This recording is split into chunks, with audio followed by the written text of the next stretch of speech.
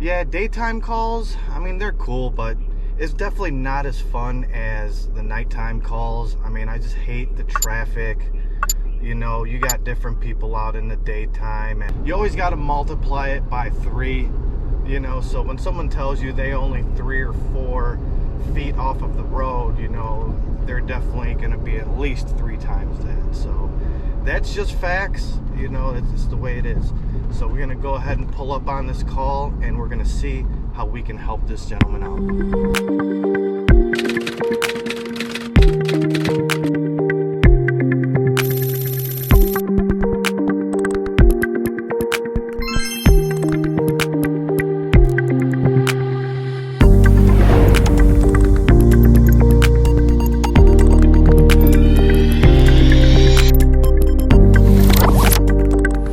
So we just got another call for an accident recovery tow.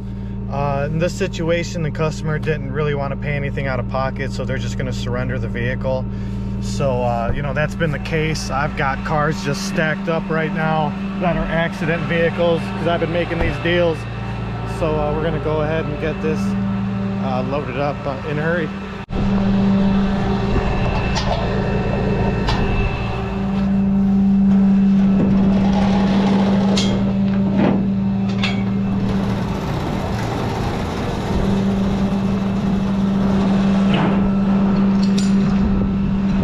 Well, at least you were just by yourself, huh? Yeah. That's a good thing. I didn't really even notice there, but Yeah. You just hit it just right, huh? Yeah, I heard that. like 4 or 5,000 pounds in there. Yeah.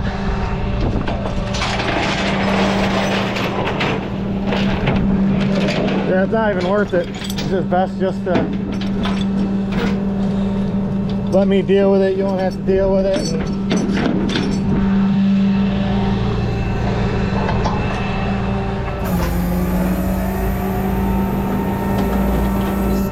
You got a key? Yes. Thank you, buddy. Black.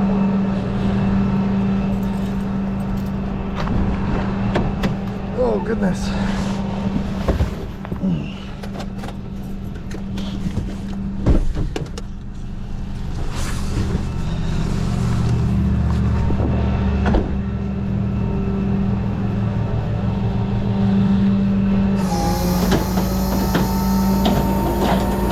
Really no pretty way to do it.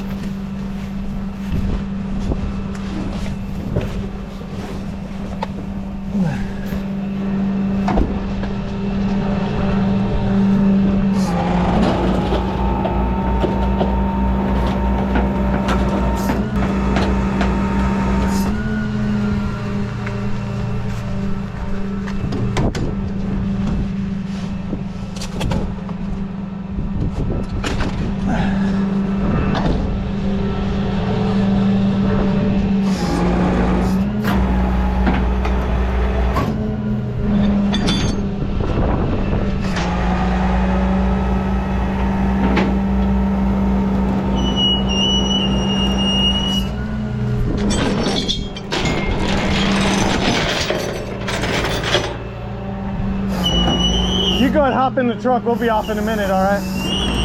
He's good now.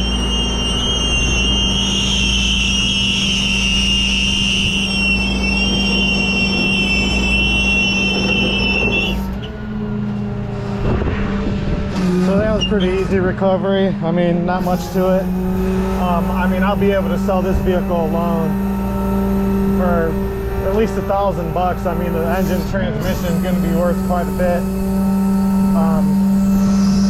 Someone out there is going to need, you know, an engine trans. It's got catalytic converters, a bunch of stuff that's still worth money. So I'm going to go ahead and get this strapped in, and then I'm going to get a title from them, and we're going to go ahead and get it going. All right, so repositioned. I'm gonna just try to pull it up over that curb right there. If I have to, I'll throw a couple logs down so it slides, but I don't think I'll need to.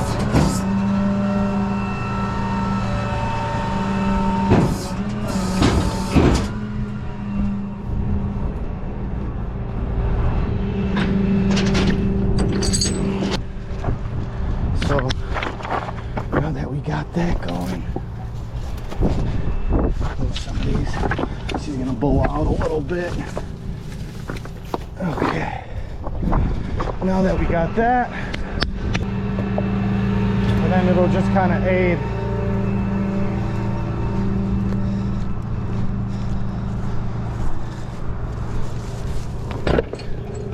that'll go right there, and then it'll kind of help with that rubbing. Get this big rock out of the way. Pieces and rip it out, which is what most people would do.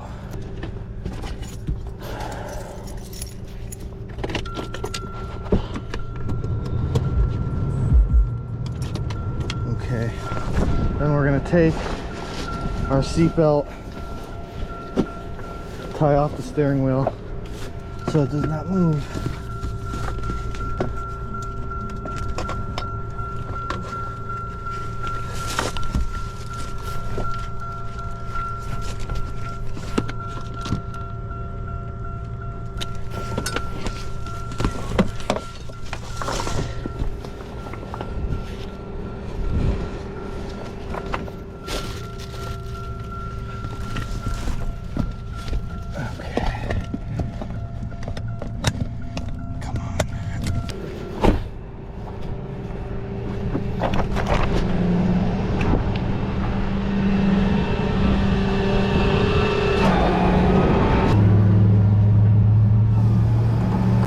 So it's going pretty good. So I'm gonna put my other ramp up underneath it just so it doesn't aggressively dip. And I'm gonna try to save this guy's car. Beautiful. I might even be able to get it right up on the bed.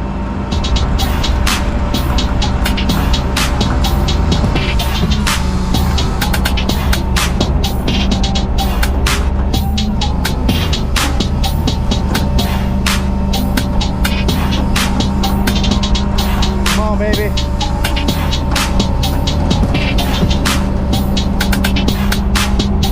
Yeah, let's go. Beautiful. So we'll straighten that wheel out. And look, I just took an extra couple minutes and put some wood down and stuff. And I know a lot of people would have just ripped it out, but guess what? I get to sit there and get the satisfaction of helping the customer out and not tearing their car up. So guess what happens then? Then I probably get a tip.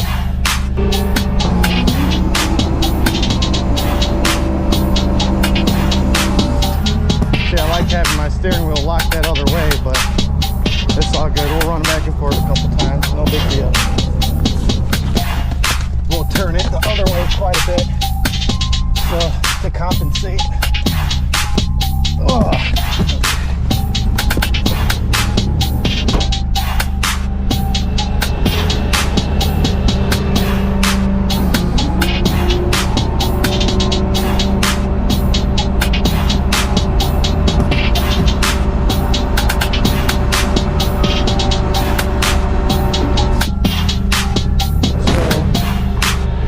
So we go ahead, got it out of the ditch with all them jagged rocks right there, and there's not a drop of anything but water underneath there.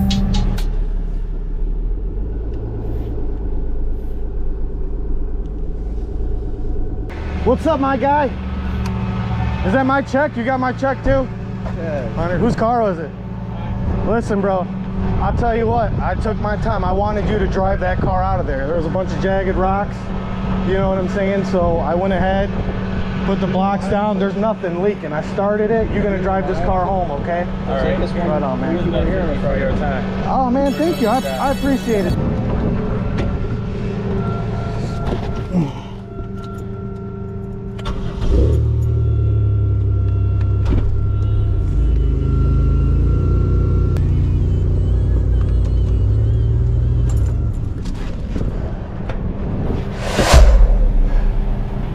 I'd drive it home if it was my car. Oh, so it's good? I mean, yeah, I didn't see nothing leaking. Just, you know, take it, look it over, take it to your, if you got a mechanic friend or something, have him look it over.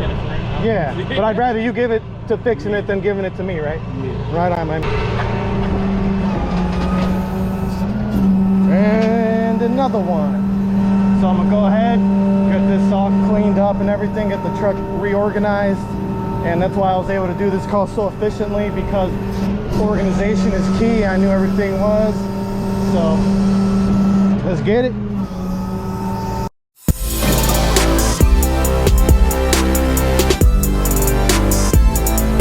You know, Forrest Gump said, life is like a box of chocolates.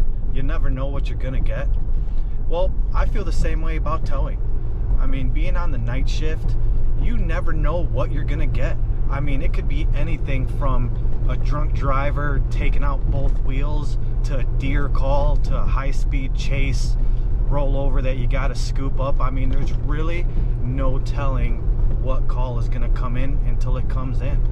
And today is no different. I mean, I was just sitting there, been a slow day, and then bam, I get a call for a 350, or I'm sorry, a 370Z that had hit a deer. And I'm no stranger to deer calls. I mean, I've done so many deer calls. I have seen the deers come up over the hood, break the windshield, and kind of explode into the car. I've even done some videos of some really bad deer calls where even the poo exploded all over the car. And you know, that's what I kind of like more about the nighttime, is you get a little bit more of those adrenaline and exciting calls, as opposed to in the daytime. It's really just more standard calls, you know, with the exception of rush hour. You're gonna get them crazy accident calls also, but just the vibe is completely different at nighttime. And you know, one thing I like about nighttime also is there's really not that much traffic. I mean, you can get to a call in about a third of the amount of time. You know, your beacon lights are a little bit more visible, so I actually feel a little bit more safer sometimes doing it at nighttime than in the daytime. So this customer did call me on a 370Z that hit a deer. He said it was pretty bad. I mean, it was bad enough to where he couldn't drive it. So we're gonna go ahead and roll up and see if we could give him a hand. And he may or may not need a ride along back. So if he does, you know, we'll give him a ride back to the body shop. If not, then you know, I'll just go ahead and take the car from him. But I'm just really glad I'm able to help people when they're in need. And you know, it just kind of comes with being a tow guy. I mean, we help people when they're in their darkest moments. And you know, we're not always towing cool Corvettes and Jeeps and stuff like that. You know, sometimes we got to respond to some pretty nasty calls. I mean, not a lot of people touch on this stuff, and you know, some of those calls stay with us and they resonate, you know, with us, because they can be very gruesome and pretty nasty calls. So we're gonna go ahead and roll up on this lad and see if we can give him a hand, and I will continue this video when we pull up. Man, I was out here driving, hit a deer, ruined my car. Luckily Oz was able to come out, help me out. We're gonna get this thing taken care of. Hopefully it's not too bad. We'll see what happens, but I'm glad he's here.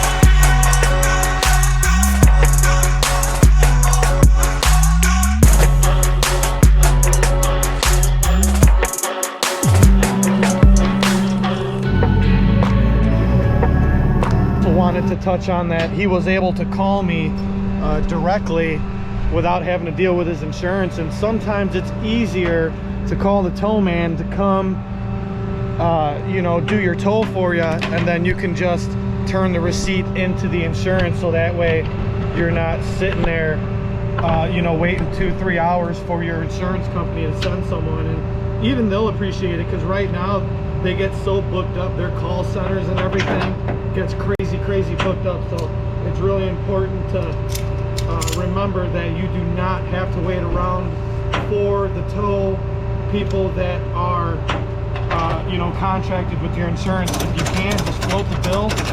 I'm gonna go ahead and get this deer crashed 370Z over to the body shop, and then I got another accident call that I'm going to go pick up. And I just found a repossession that I was looking for, so I'm just getting all set up and everything. And it's weird because the car is black and it's supposed to be red. I think they rattle canned it or plasti dipped it black. So I'm just here like a half mile down the road. I'm just gonna roll up nuts blazing, fin it, and if it's it, I'm gonna put my chains on it. So here goes nothing.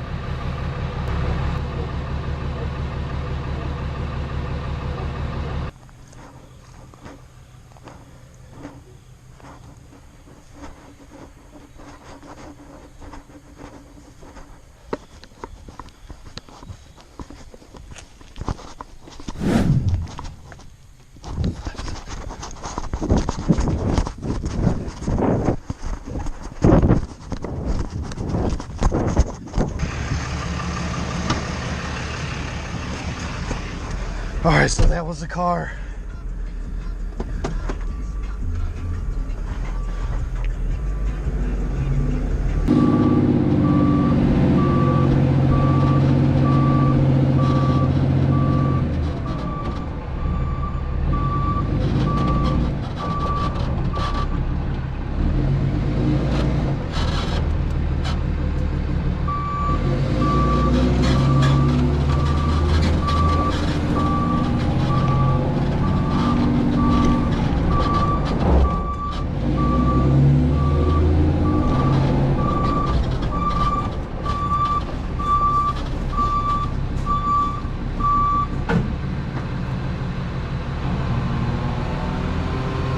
Car right there.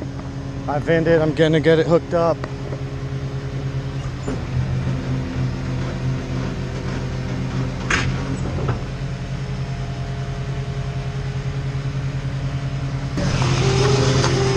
Oh, oh! Already on the hook. Already called in.